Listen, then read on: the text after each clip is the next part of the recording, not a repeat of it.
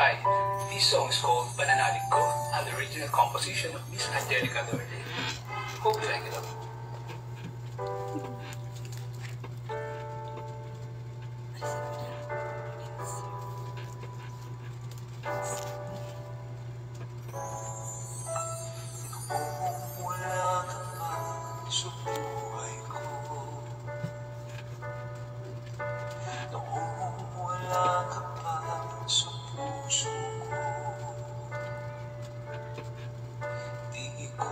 Pinapansin pag-ibig mo sa'kin, pag-ibig at biyaya mo'y di ko inangkin. Nabuhay sa kasalanan ang puso mo, pag-ibig ko'y hindi ilan sa'yo. Mahina sa puso ang pagkatao ko, pananalig ko sa iyo'y hindi siniseryoso.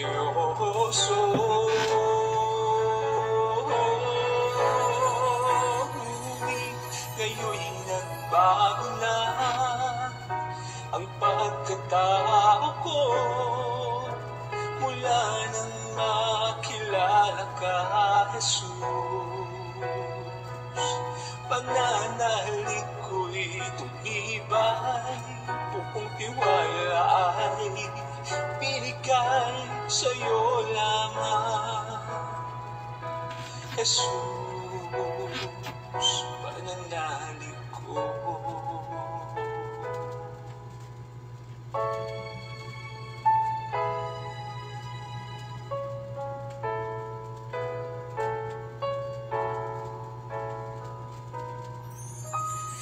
Buhay sa kasalanan ang puso mo, pag-ibig ko'y hindi nilaan sa'yo. Mahina sa tukso ang pagkatao ko, pananalig ko sa iyo'y hindi siniseryoso.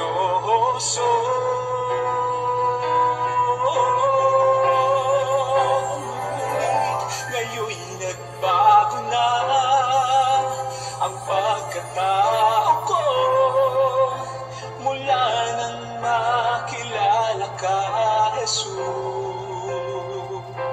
Pananalig ko'y tumibay, buong tiwala ay binigay sa'yo lamang, Jesus. Pananalig ko.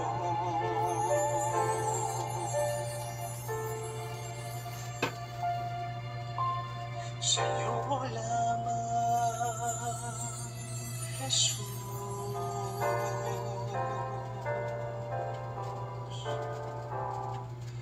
Pananalig ko.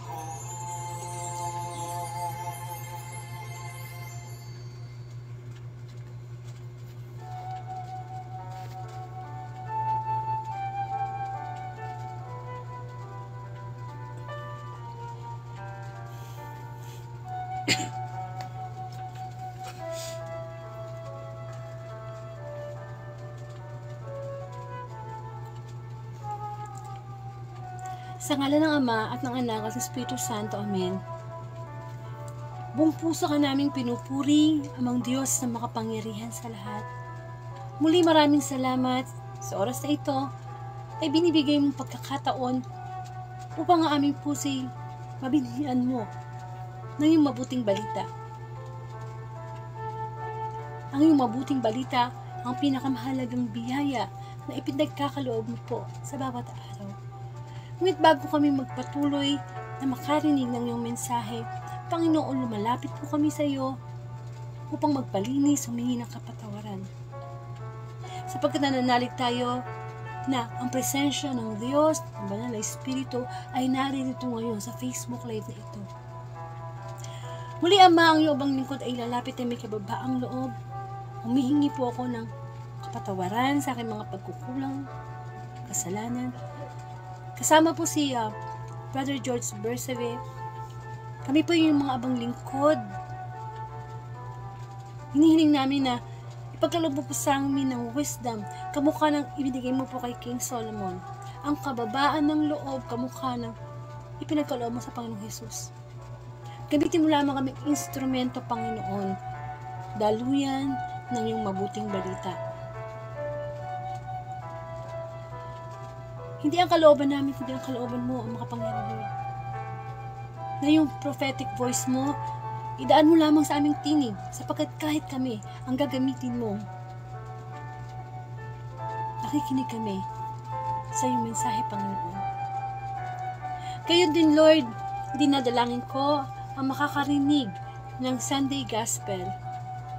Yes, Lord, lahat kami pagod buong maghapon, physical, pero ang spiritual na kaugnayan namin sa iyo, Lord, ay napakahalaga. Buhayin mo ito, Panginoon. Na sa mga oras na ito, lahat kami makasalanan na lalapit sa iyo. Walang mayaman, walang matalino, walang anumang bagay sa mundo ang makakapagdaig, ang magiging dahilan.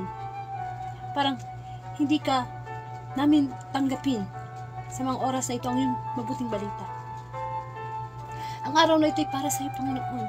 Nawa, ibukas namin ang aming spiritual na mata, ang spiritual na pandinig, upang sa ganoon yung mga physical naming karamdaman sa kasalanan ay malinis mo. Nawa, Panginoon, ang mga marinig naming mensahe mula sa iyo ay hindi lamang mag-transform sa amin, Panginoon. Hindi lamang information, Lord, higit sa lahat yung makapagbago kami. Makita namin yung karamihan namin na ibahagi sa iba ang mabuting balita. Nawa, Panginoon, puspusin mo kami ng Banal Espiritu upang ang mga dapat natin gawin sa pag-iwas sa tukso ay ikaw ang magbigay ng mensahe. Ang lahat ng ito ay dalangin ko po sa iyo, Ama, sa pangalan ng Anak, kaysa ng Espiritu Santo. Amen.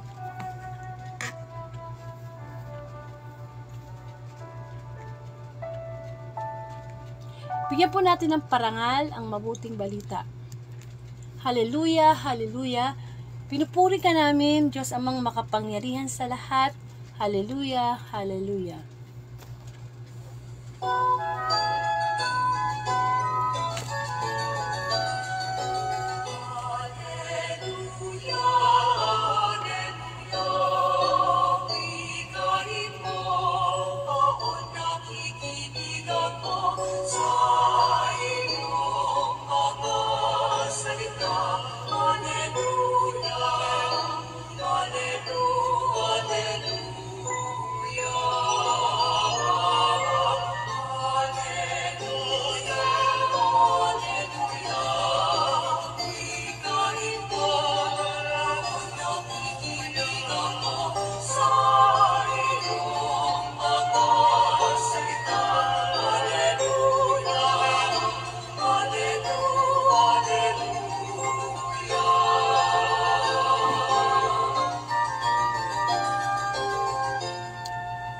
Mga kapatid kong minamahal kay Kristo, ang mabuting balita ayon kay San Marcos.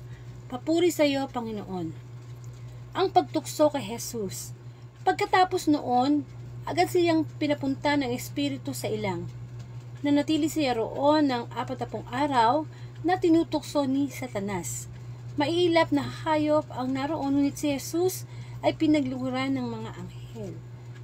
Pagkatapos takpin si Juan, si Jesus ay nagtungo sa Galilea at ipinangaral ang mabuting balitang mula sa Diyos. Dumating na ang takdang panahon at malapit na ang paghahari ng Diyos.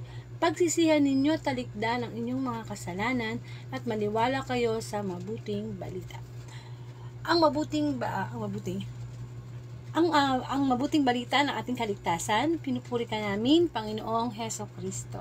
So, sumayin niyo po ang kapayapaan ng Panginoon. Welcome po sa Word of God Daily Gospel Facebook Live, na kung saan ang layunin ng Facebook Live na ito ay ipalaganap ang mabuting balita daily, everyday po. Di lang pagkain nating spiritual. Di po ba? Huwag tayo makontento na physical food lang. Lagi yung tinitik natin everyday. Kailangan natin makarinig ng mabuting balita. At ako po si Sister Angelica from Bulacan. Ako po isang Katoliko. At ang Facebook Live na ito ay nagsimula mula pa noong 2019. At salamat sa Diyos hanggang sa mga oras na ito ay ginagamit ng Panginoon upang daluyan ng kanyang mensahe. So, ang pagbasa po natin ay mula kay San Marcos chapter 1 verses 12 to 15 tungkol po sa pagtukso kay Jesus. So, marami po sa inyo na tiyak na nakapagsimba na, nakarinig na ng gospel, no? Pero ito po karagdagan lamang na mensahe ng Panginoon, no? At ngayong gabi po, meron pong gagamitin ang ating Panginoon bilang siya po magbibigay ng reflection. So, itry po natin siyang i-add, no? So, Brother George Bersabe, nag-send na po ako sa inyo ng i-accept nyo na lang po yung pag-add para makapasok po kayo sa live. Ayan. So, sana maging maganda yung signal. Kasi pagka live, yan yung problema. Yung signal, no? So, habang nag-load pa, o nagsisend pa yung request ko na pumasok si Brother George sa live na to. Yan. Yan na, pumasok na. Magandang gabi sa'yo, brother! Magandang gabi po. Good evening. Narinig po pa ako. Sige. Okay. Ano po, pwede na po kayo mag-start ng reflection para dito po sa Sunday. Opo. First of all, I'd like to pasalamat sa inyong pong programa.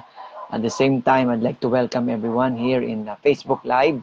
This is Sister Angelica. Salamat po sa mga pagkakataon na binibigyan niyo sa mga katulad namin preachers upang makapagbahagi po ng mabuting balita sa gabing ito. Tulad yung nasabi po ni Sister Angelica kanina, maaaring lahat po tayo ay nakapagsimba na kanina at nakarinig na ng ebanghelyo. But bilang karagdagan po, tamang-tama, no? Bago ba lang tayo mamahinga sa gabing ito at bago natin ipikit yung ating mga mata at ihiga yung ating mga pagod na katawan, ay muli balikan natin yung narinig nating gospel ngayong umagang ito, ngayong araw na ito. By the way, no, this today, Sunday, February 18, ay the first Sunday of Lent, no. Alam naman natin na ang Lenten season ay nagsimula na nung nakaraang Ash Wednesday, no. So nandito na po tayo ngayon sa panahon ng Kwaresma. For some information, siguro ay narinig nyo rin ito kanina sa misa, no? Piniliwanag ng pare. Ano yung sabihin ng Kwaresma? No? Ito po galing sa salitang Latin na quadrigesimo, na ibig sabihin ay 40 days. Alam nyo yung number 40 sa Bible ay may mga kahulugan yan. 40, 12, 7. Ano? And usually 40 is symbolizes perfection. No? Sa Lumang Tipan, yung 40 araw ay tumutukoy sa 40 taon na paglalakbay ng mga Hudyo, no, sa ilang na lugar, wilderness, papunta ng galing sila ng Egypt, no, the land of slavery, at sila ay dinala ng Panginoon sa leadership ni Moises going to the promised land, the promise of the land of fulfillment of the promises of God. And then yung the other 40, yung 40 days, ito nga po yung 40 araw na pag-aayuno ni Jesus sa wilderness din. So makita natin yung 40 araw, 40 taon. So bakit magkaiba? Kasi yung 40 araw na narinig natin sa gospel ngayon na pagtukso kay Jesus ay it's a spiritual preparation ni Jesus bago siya pumunta sa kanyang public ministry. Kasi tatlong mahalagang events in the life of Jesus before his public ministry. First is his baptism. His baptism. So after his baptism by John the Baptist in the River Jordan, he was accompanied, he was sent by the Holy Spirit into the wilderness to be tempted by the devil. No? Ang binasa po natin ngayong linggong ito ay hango sa Gospel ni St. Mark. But the version of St. Matthew and St. Luke is a bit long. No? Maiksi itong kay Mark. Detalyado kasi kay Luke, no? At saka kay Matthew. But what we have read this morning, today, is very short. Kasi sa tatlong gospel, Matthew, Mark, Luke, which we call synoptic gospels, dahil magkakapareho sila. The shortest of all three gospels is the gospel of St. Mark. No? At dito nga, ang focus lamang ay yung pagtukso kay Jesus ng demonyo, no? Samantalang sa gospel ni Luke at saka ni John, ni Matthew, detalyado yun, kung saan dinescribe din yung tatlong pagtukso kay Jesus, yung tinapay, yung bato gawing tinapay, no? Tapos sasaluhin siya kung siya tatalon mula sa itaas, no? Tapos ipagkakalob sa kanya ni Satan yung lahat ng kayamanan ng mundo, basta magbaw lang siya, no? Pero dito sa gospel natin for today, it's only focused on Jesus was sent in the wilderness to be tempted by the devil. Pero ang maganda roon ay merong line doon, which kung narinig nyo kanina sa binasa ni Sister Angelica, the angels serve him. The angels serve him. While he was being tempted, the angels serve him. No? So, isang big word na makita natin, marinig natin dito is na I think ay pwede nating pagnilay-nilayan yung wilderness. Have you been in a wilderness? Have you been to a desert? Siguro kung di man tayo nakarating ng disyerto personally, no, you could imagine, you have watched so many times in the movies, no, ano ang itsura ng disyerto. Siyempre, puro buhangin, no, at tapos walang tubig, mainit, no, bilad ka sa araw. Kaya nga yung mga Hudyo, imagine they have traveled, they have journeyed 40 years in the wilderness where they have experienced gutom, uhaw. Kaya while they were journeying towards the promised land, they were always complaining to Moses. No? Pero dito sa 40 araw na pag-aayunin ni Jesus, ito ay kanyang spiritual preparation. Kaya pwede natin sabihin na yung 40 days, kaya nga, Quaresma, it comes from the word 40, 40 araw. No? Magtatapos ito sa ano, no? Kung nagsimula ito ng Ash Wednesday, ay magtatapos ito sa, kailan magtatapos ito? Ayun, magtatapos to sa bagong linggo ng muling pagkabuhay. No? Okay. Ito'y magtatapos sa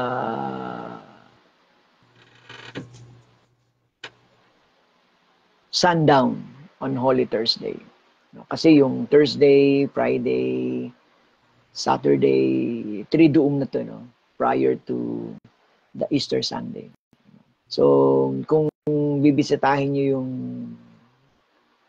yung tinatawag nating liturgical calendar cycle ng ating simbahan, kalendaryo ng simbahan, you would observe that there is only a very short period of the ordinary season. No?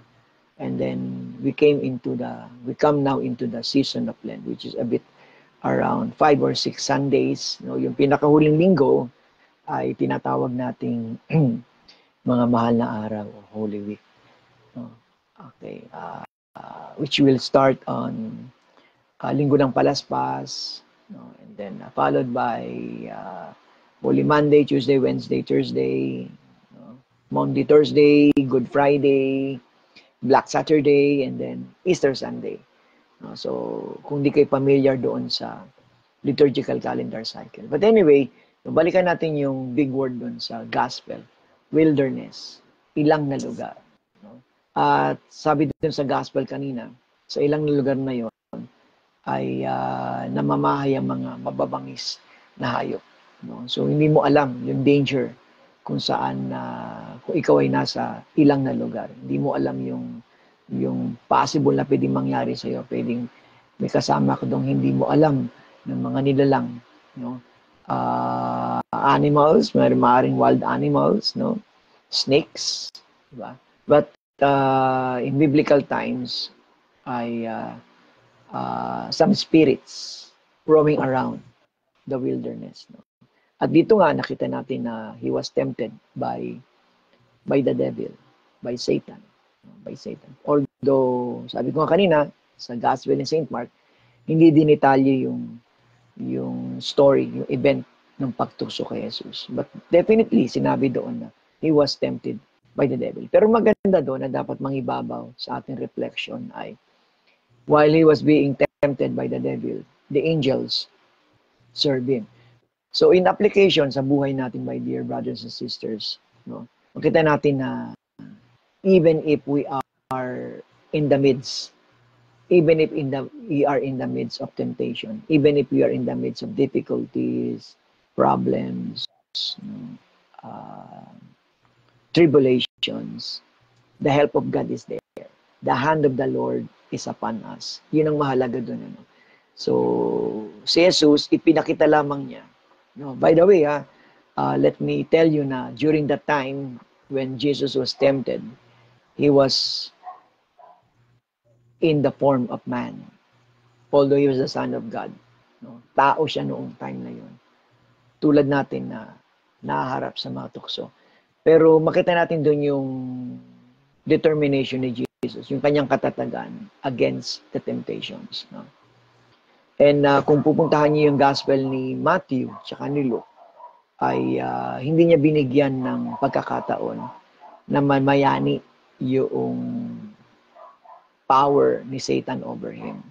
There was a story about a hunter and a bear. Okay, merong isang hunter na roaming around the area looking for a bear, no? Kasi gusto niyang makapatay ng oso at makapagsuot ng balat ng oso. Diba? Ganon. Okay, so at di naman siya nabigo kasi nakakita siya ng bear. So nung babarilin niya na yung bear, sabi ng bear sa kanya, teka muna, let's resolve this conflict between us, sabi niya gano'n. So, ako, nandito, naghanap ako ng pagkain. Ikaw, naghanap ka ng bear upang makapagsuot ka ng coat ng bear. So, ganito yung gawin natin, ano? So, magkakaroon ka ng coat ng bear. No? Okay. So, at the end of the story, the hunter got his what do you mean by this? The hunter got his prize, no? He was really actually wearing the coat of the bear, the skin of the bear. Why? Because he was eaten by the bear. Kinain siya ng aso, nung bear, no? So ano yung sabihin dito? So wag natin bigyan ng tsansa yung devil na i-fool tayo, lokohin tayo. No? Let's not be fooled by the temptation, no, of the evil spirit of the devil. No? Kasi gagawa siya ng paraan para tayo ay gagawa siya ng paraan upang masilo niya tayo sa kanyang pagtukso. No? Gagawa siya ng maraming technique, no, just to get us. No? So let's not give Satan a chance to fool us. No? Sabi nga, temptation is not a sin. it is asukal. Got it? Temptation is not a sin. It is asukal. Although it may sound joke, no? It may sound a little joke, no? Pero actually, yung sabihin nun, temptation is not a sin. Ang tukso ay hindi kasalanan. Pero kung ikaw ay magpapatianod, yayakapin mo yung tukso, doon yung pagsisimula mo ng paggawa ng kasalanan. I have read a book about this one. Sabi doon sa kanyang description ng author, ang temptation daw ay parang isang kwarto na may dalawang pintuan, sa harapan at sa likod. Sa harapan, nandun si Jesus. Sa likod, nandun yung pintuan. At sa labas yung pintuan sa likod, nandun yung evil spirit o si Satan. So kapag resisting the temptation o kaya ikaw ay nagpapatiano sa tukso, binubuksan mo yung pintuan sa likod. And you are letting Satan to come into your door. But if you resist the temptation, you are opening the door in front of you and you're welcoming Jesus into your life. So, ganun yung tukso. Just like Adam and Eve. They allowed themselves to be fooled by the serpent. No? Actually, kaya nga in the church, no, during this season of Lent, tayo ay china-challenge ng simbahan, no, to really observe the pillars of Lent. Anong tatlong pillars of Lent? Fasting, prayer, almsgiving. Okay? Fasting, prayer, almsgiving. So itong tatlong ito ay magkakakonekte. These three are all connected. No? And it depends on your motivation. Why will you do this? Bakit mo gagawin ito? Bakit ka magdadasal? Bakit ka magpa-fast? Bakit ka magbibigay o almsgiving, magbibigay? No? Ang motivating factor dito ay yung iyong love, yung iyong sacrifice. No? Kasi when you fast,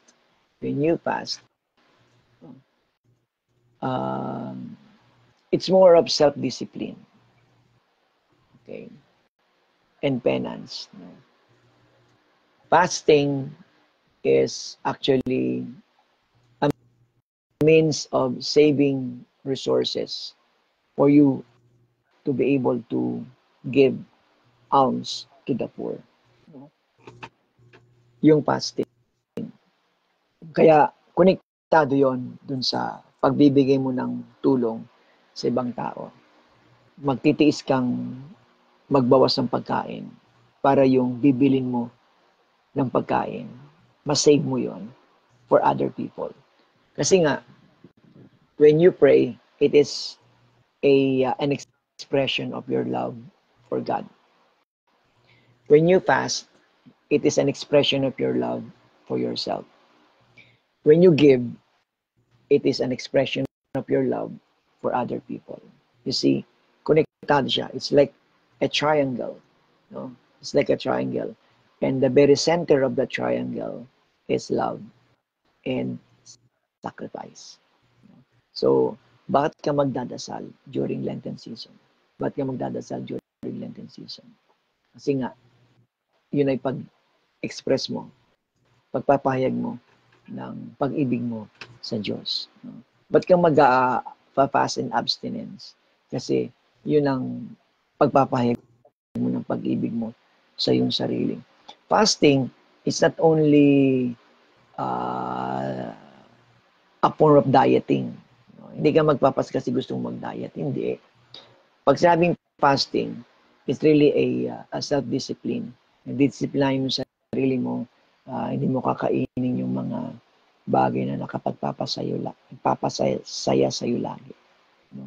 You will abstain yourself from eating things nagpapasaya sa iyo lagi, no? Kaya sa panahon ng Kwaresma, tinitiis natin ito, no? Dinidisiplin natin ating sarili, no? Kasi somehow it satisfies our ito, it satisfies our senses, eyes, nose, uh, tongue, ears, lips, no? Okay. Kaya may fasting. Okay. So, sabi nga ni Pope Francis, yeah, um, okay lang huwag kang kumain ng karne. No? Pero, bawasan mo yung chismis. Diba? Hindi ka kumakain ng karne, pero chismosa ka naman. Hindi ka kumakain ng mga bawal during Friday, o every Friday, o all Fridays during Lenten season. Pero, ang lakas mong manira ng kapwa-tao. Diba? I think so. You go beyond fasting. Yeah, it's good to observe what the church tells us. But go lagpasan mo yon by means of doing good for other people. So maraming challenges, no, na definitely ay darating sa mga panahon ng Kwaresma. At marami ring mga gawain, no, tulad ng bisita iglesia, tulad ng pabasa, no, tulad ng Stations of the Cross, no, and so many other religious activities during the season of Lent. Definitely, they are all very good. They are all forms of sacrifice. No, yung pupunta ka sa simbahan, bibisita ka ng 7 simbahan, no, maglalakbay ka sa 7 simbahan, no, magdadaang krus ka, mag-Stations of the Cross ka, sasama ka sa procession ng paglilibing, and so forth and so on. Marami, no? Maraming aatin ka ng 7 last words of Jesus, no? Aatin ka ng yung nagsisimula kasi ang maraming gawain sa simbahan by Thursday, di ba? O actually Sunday, palaspas. Tapos Thursday, no, yung huling hapunan, tapos vigil, tapos Friday ay paghalik sa krus, pakikinig ng 7 palabras, no? Tapos Sabado, yung nakaugali natin mga Pilipino, merong salubong ng madaling araw. So, marami, no? And these are all religious, these are all good religious activities, but they are only religious. They remain rituals and form of celebrations if there is no spiritual transformation. Kaya nga iba yung religiosity natin versus spirituality. There are people who are very indulged into religious activities, but they don't find spirituality in those things, in what they do. So, superficial. So, yun yung tinutulig sa ni Jesus sa mga Pariseo, di ba? Mga panlabas. Walang inner transformation. Dapat nagkakaroon ng inner transformation yung mga ginagawa natin na mga religious activity. Halimbawa, sasama ka ng bisita iglesia. So, yung pagbibisita iglesia, ano ang impact nun sa iyong pananampalataya? Ano ang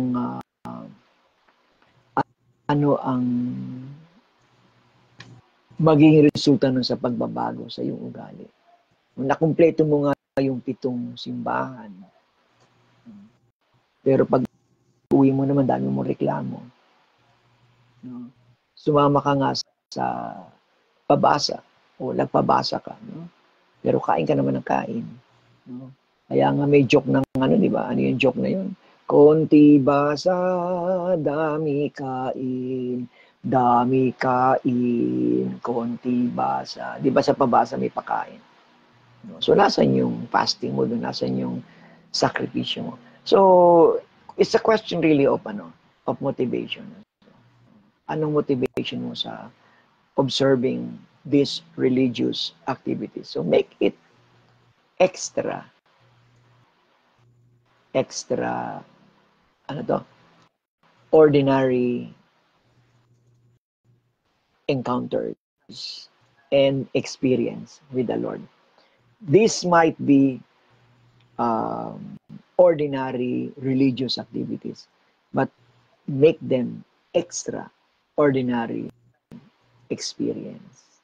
So from ordinary things to extraordinary experience. Yung bang lahat ng mga gagawin natin sa mga darating ng panahon, itong buong season of Lent. Mahaba-haba ito, kapatid. No? Sabi ko sa inyo, nasa 5 linggo o 6 na linggo. Yung ikahuling linggo ay mahal na araw. Unlike nung Advent season, we only have 4 Sundays before Christmas. Here, there are 5 or 6 Sundays before Easter. And by the way, no, for your information, what do we prepare during the Lenten season? What do we prepare during Quaresma? Kung sa Adviento, yung 4 na linggo ng Adviento, ang pinaghahandaan natin doon ay yung pagsilang ni Jesus. Dito, sa Lenten season, ang pinaghahandaan natin, yung muling pagkabuhay ni Jesus. At alam niyo ba, yung muling pagkabuhay, yung tinatawag nating resurrection, yan yung pinakamahalaga at pinakamasayang pagdiriwang sa ating simbahan. Why? Kasi si Jesus ay muling nabuhay. Yung kanyang muling pagkabuhay, yun yung nagbibigay sa atin ng pag-asa. Kasi kung hindi nabuhay si Jesus, walang kabuluhan yung kanyang kamatayan sa krus. He has to die, but he has to rise. Kaya nga, sa isang gospel ni Luke, I think it's Luke chapter 28, meron isang linya doon, no? Yung mabuhay sa ikatlong araw. Rise on the third day. Mabuhay ka sa ikatlong araw. Yung ikatlong araw na yon, meron niyang very symbolical meaning. Ano yung symbolical meaning nun? Pwedeng ay ikatlong araw, bukas. Pwedeng sa makalawa. Pwedeng sa isang linggo. Pwedeng makalipas sa isang buwan, 2, 3. Pwedeng after 1 year. Pwedeng maraming taon. Pwedeng wala ka na nga. Saka lang dumating ikatlong araw sa buhay mo. But ang mahalaga ron is there will always be a third day. Kaya nga, passion, death, resurrection. PDR. We call this one the Paschal Mystery of Jesus. Ito yung pinaghahandaan natin sa panahon ng Quaresma.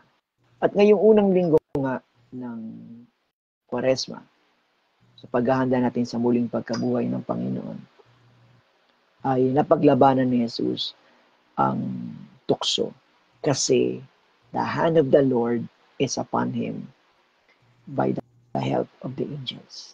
Nakita natin yung presensya ng mga anghel doon. Pinagsilbihan nila si Jesus.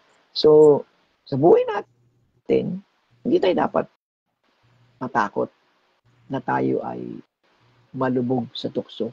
Kasi the hand of the Lord is upon us. Ang mahalaga lang dito yung ma-acknowledge natin that God is really with us. At yun naman ang pangako natin. Yun naman ang pangako ni Lord sa atin. I will never leave you. I will never forget you. Hindi niya tayo pababayaan. Mahalaga yung ma-acknowledge mo na God is very near to you. The help of God is upon you. Kaya every time you are tempted, that's a time you really have to pray more. That's a time you really have to fast. That's a time you really have to give more to other than to yourself. Kaya mahalaga yung pillars. Kaya nga tayo na pillars, di ba? Parang building. No? Yung mga pillars ng building, yun ang nagsusuporta upang maging matatag yung pundasyon ng isang building. Tayo, para maging matatag ang ating pundasyon ng ating pananampalataya, kailangan natin yung tatlo na yun. Prayer, almsgiving, fasting. Kaya sa panahon ng Quaresma, no,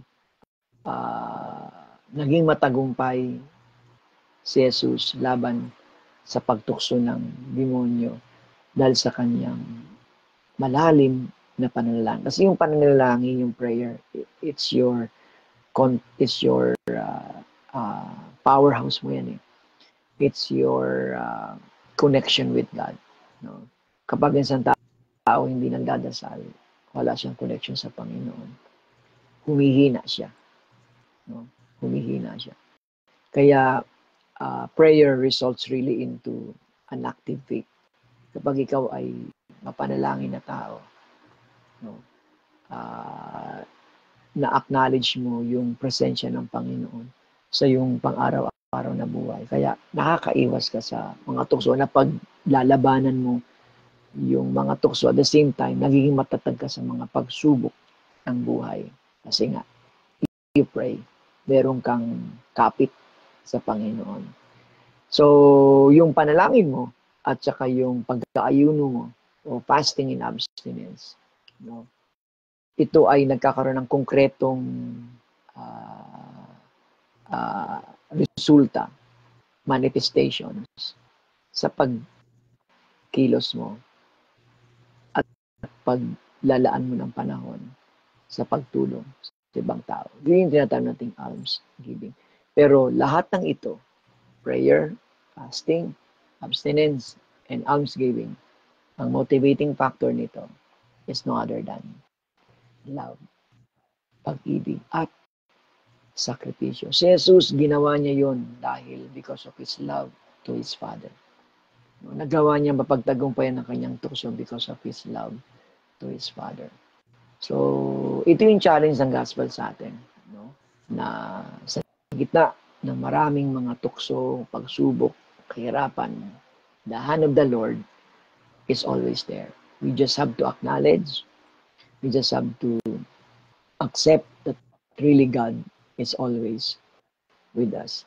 Kaya sa ating mga kaibigan, mga kapatid na nandito sa Facebook ngayon, sa FB Live na ito, no, do not be afraid. Kaya nga yung kanta yung entrance song kanina sa Mass, yung Hosea, come back to me with all your heart, don't let fear keeps you apart from me, from God. Though trees do bend, though it's straight and tall, so as we to others go. Kaya yung refrain, sabi dun sa kanta, long have I waited for your coming, home to me and living deeply in my heart. So, lagi naghihintay ang Panginoon. Kaya sa gitna ng mga tukso, anuman tuksong pinagdadaanan mo ngayon, kapatid, kakayanin mo yan kasi the hand of the Lord is upon us. The hand of the Lord will always be there. And so, with that, I'd like to commend you to the Lord tonight as you sleep. Marami kang dapat ipagpasalamat sa Panginoon sa gabi nito. Una-una, nalagpasan mo yung isang araw. Bukas, Lunes, papasok ka sa trabaho, ta-travel ka na naman. At least, bago ka malang natulog ngayon, you have heard from this FB Life of Sister Angelica that God is really near to us. He's never abandoning us. That in the midst of our temptation, the help of God is there. So with that, Sister Angelica, thank you very much for inviting me. Hopefully po ay nakabigay po ng inspiration yung aking pagbabahagi sa gabing ito. Thank you and God bless us all po. Maraming salamat po, Brother George. Okay. Anytime po. Pwede na po kayo mag-out sa Okay. Bilay. Okay. Thank you. God bless po. Okay. So, maganda po yung ibinahagi ni Brother George na reflection of tunay nga na talagang may power ang prayer, lalo na sa panahon ng tukso. Tandaan niyo yan. Kapag tayo ay tinutukso at kinagat natin yung tukso, doon na tayo nagkakasala. So, sa tukso pa lang, mag-pray na tayo. Halimbawa, gusto mo nang magalit. So, wag mong i-turn yung emotion mo, yung mind mo sa galit, kundi mag-pray ka kagad. Yun ang sikreto doon eh. Yung bang, pag nararamdaman mo natutukso ka na sa isang bagay, pray. Pray and pray. Kasi, ganoon ang lifestyle ni Jesus Christ eh. Dasal siya ng dasal sa Ama. Dasal siya ng dasal na walang katapusan. At talaga naman na yung pagtukso sa Kanya na nangyari sa Panginoong Jesus napagtagumpayan niya, no? Alam niyo kung sabi nga ni brother, no, na itong gospel ng ni Marcos, maiksi lang. Pero doon kay Mateo, talagang dinitalye kung paano tinukso ang Panginoong Hesus ang 3 beses. At mapapansin nyo na sa 3 beses na tinukso ang Panginoong Hesus, wala siyang sinagot kay Satanas kundi nasusulat. Diba? Gawin mong tinapay yung bato. Anong sabi ng Panginoon Hesus? Nasusulat. Tumalong ka dyan, sasaluhin ka ng mga anghel.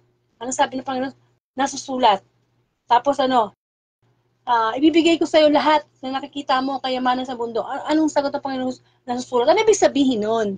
Tayo, bilang mga tao, kung hindi tayo babad sa salita ng Diyos, ang sagot natin o pagtugon natin sa mga tukso na dumadating sa buhay natin is according sa gusto natin.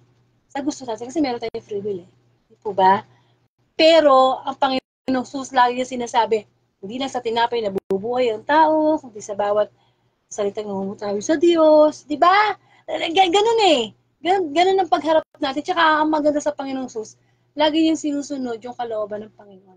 Kahit doon sa garden na, hindi sa agony, yung talagang malapit na siyang parusahan, ipako sa krus. Diba nagdasal siya sa Panginoong Jesus at halos pinapawisan na siya ng dugo. Dahil alam niya yung hirap na dadanasin niya. Hirap talaga na bino mo naman ng kasalanan ng Panginoong Jesus, pero papa ako sa krus, no? Pero anong nakita mo yung kababaang loob ng Panginoong Jesus, no? Sabi niya sa Ama, hindi ang kalooban ko, kundi ang kalooban mo makapangyari.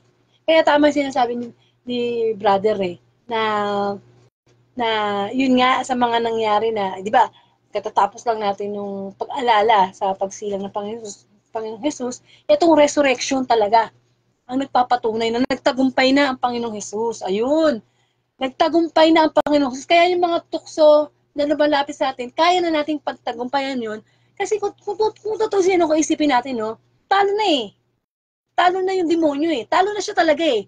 Kaya lang siya nakakapasok sa atin, nakakatukso, dadali tayo sa kasalanan. Kasi tayo na yung nag-i-invite. Tayo na yung umuoo. Di po ba? Tayo na umuoo. Pero kung tutusin, wala na siyang magagawa kasi binigyan na tayo ng kapangyarihan ng Diyos na labanan. Labanan ang tukso. Naalala ko si Santiago, sabi, paano daw po malalabanan ng tukso? Resist the devil. Labanan ang tukso, labanan ng demonyo at lalayuan tayo. Pero pag layo, babalik ulit. Kasi hanggat buhay tayo, hindi naman talaga tayo titigilan ng demonyo. Pero, ang mabuting balita, kamukha lang sinabi ni Brother, may power, may kapangyarihan tayo. Bigyan tayo ng Panginoon ng kapangyarihan na labanan ang tukso. Amen. So, sana gamitin natin yung kapangyarihan na yun. At isa nga sa mga tool ay yung pananalangin. Mahalaga talaga yung panalangin. Subukan nyo lang. Halimbawa, natutusok kang kumain ng baboy, kaya sarap ng luto. Mag-pray ka kaagad. Lord, tulungan mo ako. Diba? Kesa yung ito-turn mo yung attention mo doon sa baboy na masarap, ano naman yan tayo malakas yung tawag ng laman. Kasi ang totoong battle natin dito sa mundo is between flesh at saka yung spirit. Yan ang totoong problema natin eh. Yung spiritual battle. So salamat na lang, ginare-remind sa atin ng mabuting balita ngayon na kung napagtagapuyan ng Panginoon Jesus sa mga tukso na inilapit sa kanya ng demonyo, kaya din natin pagtagumpayan. Magkaroon tayo ng humility. Ng obedience. Ay, isa pa yan. The key is yung pagsunod.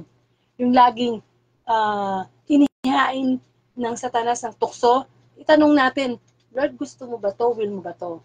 Kapag hindi, huwag natin gawin. Amen? So magkaroon po tayo ng closing prayer.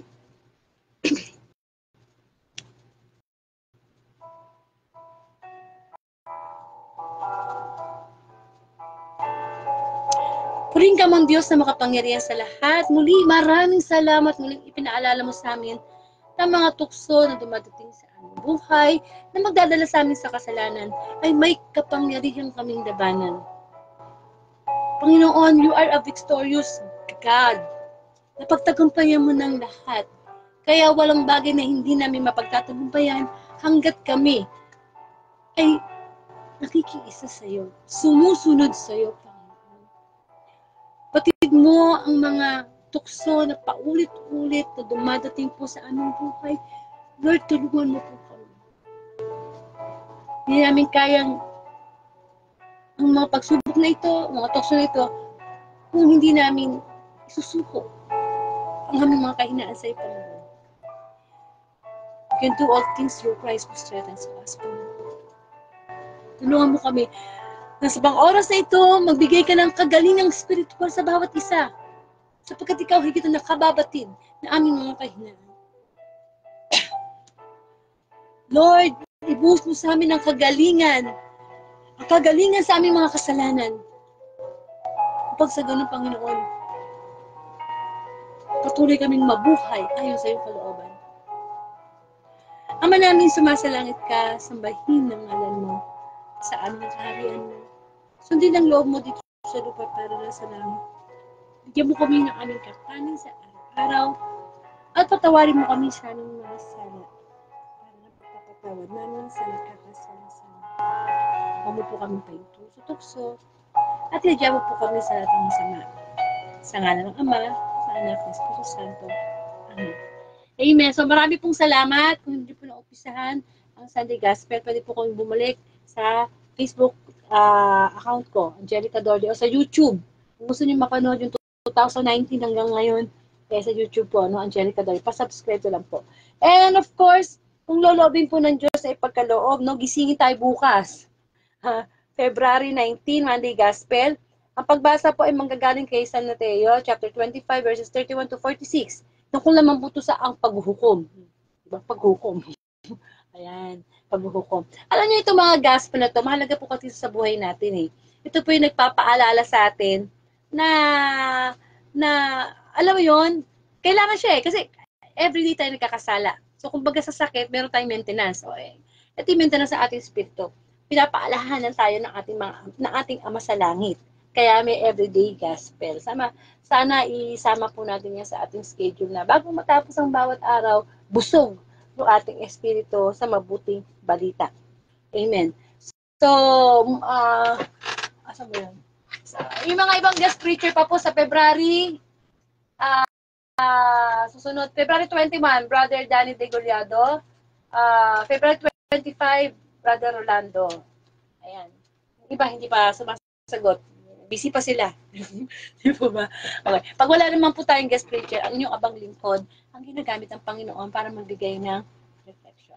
So maraming pong salamat. Huwag po natin kalimutang magdasal, humingi ng tawad, magpasalamat sa Diyos. Kasi walang nakakaalam kung sino sa atin nagigisingin pa bukas ng Panginoon.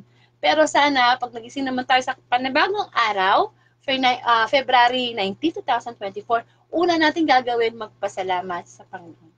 Maraming pong salamat, and to God be the glory.